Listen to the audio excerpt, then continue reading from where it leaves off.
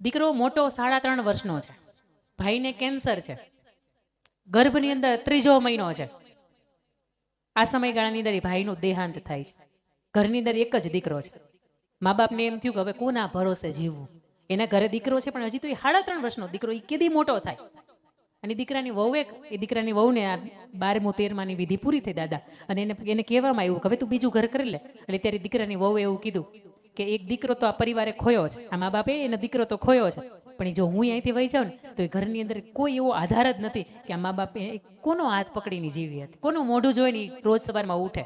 મારો દીકરો 3.5 વર્ષનો હોય તોય ભલે, અને ગર્ભની અંદર આવનારું જે બીજું સંતાન કદાચ એને દીકરા સ્વરૂપે આવે, દીકરી સ્વરૂપે આવે, પણ આ મા બાપને હાચવવાની જવાબદારી મારી છે સાહેબ. ત્યારે મને એમ થાય કે પત્ની તરીકે, વહુવારું તરીકે તમારી અંદર આ ગુણ હોવા જોઈએ. આ ગુણ ક્યારે આવે ખબર છે? જેમ માતા સીતાજી પરણીને જતા હતા અયોધ્યાની અંદર, મહારાણી બનવા માટે પ્રયાણ કરતા હતા ને, તે દિવસે જનક નંદિની સીતાજીના માથા ઉપર માતા સુનૈના એ 2 હાથ મૂક્યા હતા અને કીધું હતું બેટા, પતિના સુખે સુખી થવાય અને પતિના દુઃખે દુઃખી થવાય. આવો પત્ની કોને કહેવાય? મારે સીતાજીના માધ્યમથી તમને ફરીથી રામાયણની અંદર લઈ જવા છે અને મારે તમને એનું ઉદાહરણ આપવું છે. 14 વર્ષનો જ્યારે વનવાસ મળ્યો ને સાહેબ, એકલા રામને મળ્યો હતો, સીતાજીને મળ્યો જ નહોતો. છતાંય સીતાજી તૈયાર થયા, વલકલ પહેરીને કેસરી કલરના વસ્ત્રો ધારણ કરીને આવ્યા અને વલકલ પહેરીને પ્રભુ શ્રી રામને એવું કીધું, પ્રભુ આપ જાઓ છો, મારે તમારી સેવામાં આવવું છે. દેવી તમે સમજો, ત્યાં ન હોવાય, તમે મિથિલાની અંદર કેમ રહ્યા છો? અને શાસ્ત્ર એવું પણ કહે છે કે મિથિલાની અંદર એક ક્ષણનું પણ દુઃખ સીતાજીએ નહોતું જોયું, અને અયોધ્યાની અંદર આવ્યા પછી એક ક્ષણનું પણ સુખ એણે નથી જોયું. પ્રભુ મારે આપની સાથે આવવું છે. દેવી તમે સમજો, ત્યાં બ્રહ્મચર્યનું પાલન કરવું પડે. કરીશ, તમે સાથે છો ને? હા, હું સાથે છું.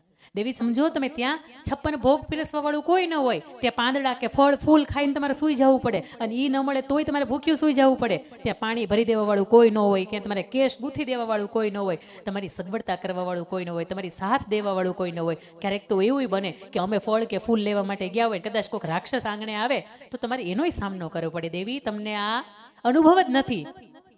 સીતાજી એવું વિચાર્યું છે કે 3 હાહુને રહેવું એને કદાચ પતિને વનમાં વહી જવું સારું એમ. સીતાજી આવું નહોતું વિચાર્યું. જે 7, 8, 9 વર્ષની દીકરી કે જે શિવનું ધનુષ, પરશુરામે આપેલું ધનુષ ઉઠાવી લીધું હતું અને એને રમકડાની જેમ રમતી હતી સાહેબ, એ છતાંય 3 હાહુની સામે બોલી હોય ને, આવો રામાયણની અંદર એક પણ પ્રસંગ નથી. કારણ કે માતાની શિખામણ દીકરીને હારી હતી.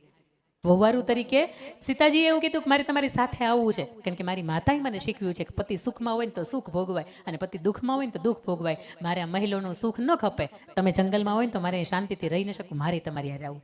કઈ વાંધો નહીં દેવી, આપનો આગ્રહ છે, આપનું માન રાખું છું, આવો મારી સાથે. દેવીની સાથે લઈને જાય. રાક્ષસો, હનુમાનજી આવે, મળે, સુંદર મજાની વાતો થાય, અને આ બાજુ રાવણ એને અશોક વાટિકાની અંદર લઈ જાય. 365 દિવસ સુધી સીતાજીને લંકાની અંદર રાખે. રોજ રાહ જોવે મારા પતિ આવશે, કારણ કે મારા પતિની સાથે હું આવી હતી ને, તો અહીંયા મારા પતિ આવશે. ભલે યોજન દૂર સમુદ્ર હોય તો ભલે મારે નથી જોવું, એની સાથે સેના હોય તો ભલે, અત્યારે એની સાથે કોઈ ન હોય તો કઈ વાંધો નહીં. એ પાકિસ્તાન વાળાને ખબર નથી ને કે લંકા સુધી પહોંચી ગયા હતા આપણે તો અંદર 2 જ પુરુષો હતા, રામ અને લક્ષ્મણ, બાકી બધા વાનર હતા ને.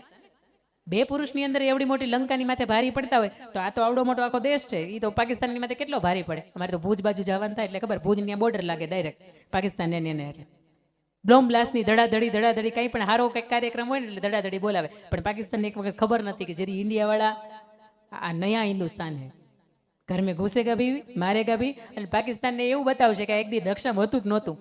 અત્યારે 400-500 રૂપિયાનું કદાચ કિલો શાકભાજી આવતું હશે, પણ એક સમય એવો આવે કે જ્યારે આપણે આપણી તાકાત એને બતાવતા હોય. પણ વાત અહીંયા મૂળ એ તમને કરું છું કે સીતાજીને ત્યાં 365 દિવસ માટે લઈ ગયા. રામનું ને રાવણનું યુદ્ધ થયું સાહેબ. એની અંદર રામને 31 બાણ રામ મારે અને રાવણ એમ કહેવાય કે જામનગરનો કરો પડે એમ પડી જાય. વિભીષણ એવું કહે કે ના, નાભીની અંદર અમૃત કુંભ છે, તમે એને મારશો નહીં બાણ ત્યાં સુધી રાવણ મરશે નહીં. અને પ્રભુ શ્રી રામ પોતાના ધનુષ ઉપર એક સાથે 31 બાણ લગાવે. 10 એમની પૂજા, 10 એમના મસ્તક અને 10 એની આ બાજુની પૂજા, અને આખે આખા 31 બાણ નાભીની અંદર મારે અને રાવણને મારે. અને સાહેબ એની અંદર વિભીષણને રાજ સોંપે અને સીતાજીને પાછા લઈ આવે. સીતાજી ગર્ભવતી છે, 2 બાળકો એના ગર્ભની અંદર ઉછરે છે. અને કોઈ ધોબી એવું કે આ જગ્યાએ કોઈ બીજા રાજની અંદર મારી પત્ની રહીને આવી હોય અને ગર્ભવતી હોય તો હું મારી સ્ત્રી હોય તો એને સ્વીકારું નહીં. આ પ્રભુએ કેમ સ્વીકારી લીધી? આદર્શ રાજા રામ તો ક્યાં ગયા? એને કેમ સ્વીકારી લીધી?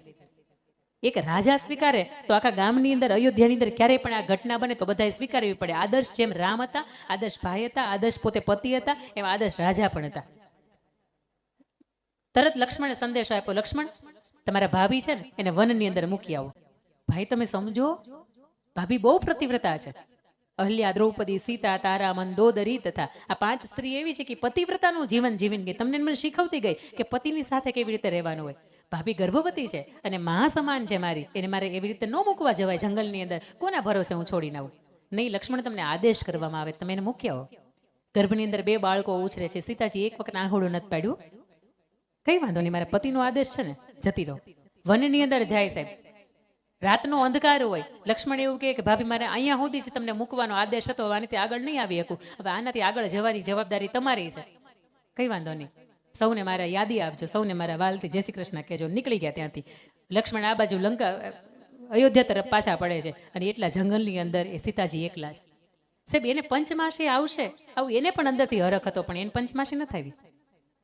એને પણ 7 મહિને શ્રીમતનો પ્રસંગ આવશે, એને પણ અંદરથી હરખ હતો. જેના પિતાશ્રી મિથિલાના નરેશ હોય, જેમના પતિ અયોધ્યાના રાજા હોય સાહેબ. અને તમારે મારા ખાલી હારા સરપંચ હોય ને તો એ આપણા પ્રસંગો કેવા જોરદાર હોય.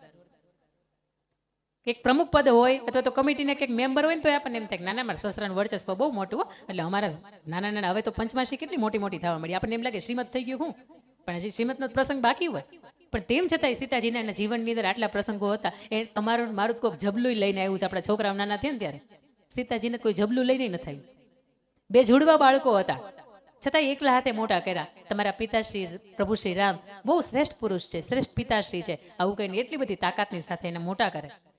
અને એક વખત રામ દરબારની અંદર લવ અને કુશ રામાયણની પ્રસ્તુતિ કરવા માટે આવે. એમનું કથા સુનાતે રામ સકલ ગુણ ધામ કી, એ રામાયણ હે. ખૂબ સુંદર મજાની વાતો કરે. અને ત્યારે પ્રભુ શ્રી રામ એના જગ્યા ઉપરથી ઊભા થઈ જાય એવું કે ખૂબ સુંદર મજાની આપણે પ્રસ્તુતિ કરી. આપ કોના સંતાન છો? આપણા પિતાશ્રીનું નામ શું છે? આપનું કુળ શું છે? આપના ખાનદાન શું છે? આપનું ગોત્ર શું છે? આપના ગુરુ કોણ છે? અને ત્યારે જ્યારે લવ અને કુશ વાત કરતા હોય ને કે અમારા પિતાશ્રી આ અયોધ્યાના નરેશ રઘુકુળ રાજા રામચંદ્ર ભગવાન છે, અને અમારા માટે તો ભગવાન છે. મારા માતુશ્રીએ શીખવું છે કે નાનપણથી ભગવાન છે. મારા માતાનું નામ સીતા છે, મારા નાના તો કે મિથિલાના નરેશ છે, અને અમે આવા કુળમાંથી આવીએ છીએ. અને ત્યારે પ્રભુશ્રીના પગમાંથી એવું કહેવાય કે પોતા ઊભા છે ને જમીન સરકી જાય કે મેં કેવડી મોટી ભૂલ કરી નાખી.